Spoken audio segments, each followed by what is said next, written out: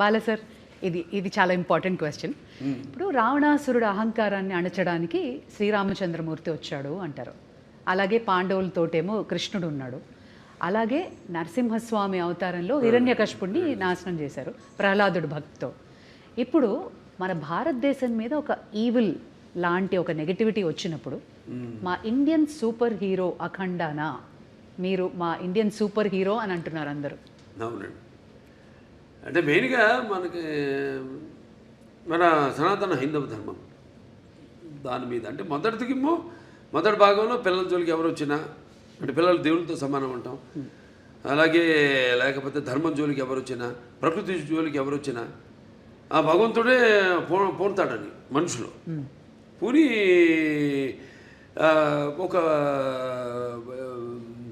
దీనిగా వాడుకుంటాడు, ఒక ఆయుధంలాగా వాడుకుంటాడు ఆ భగవంతుడే అన్నది మనం చూపించాం. అఖండనం ఒక పరికరంగా వాడుకుంటాడని. ఇందులో మన ముఖ్యంగా సనాతన హైందవ ధర్మం అంటే ఏంటి చాలామంది అంటుంటారు, మాట్లాడుతుంటారు సనాతన హైందవ ధర్మం అని. చాలామంది మన వాళ్ళకి అర్థం కాదు సనాతన హైందవ ధర్మం అంటే ఏంటో.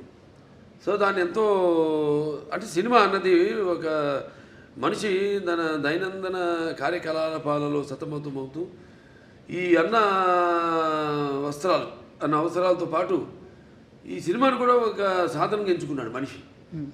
అప్పుడు మనం ఆలోచించాలి సినిమా అంటే ఏంటి, సినిమా వల్ల ప్రయోజన మనం ఎలా ఎటువంటి సినిమాలు తీయాలి అన్నది అటు నిర్మాతలు కానీ దర్శకులు కానీ నటులు కానీ ఆలోచించాలి ఎటువంటి సినిమాలు మనం ఇవ్వాలని.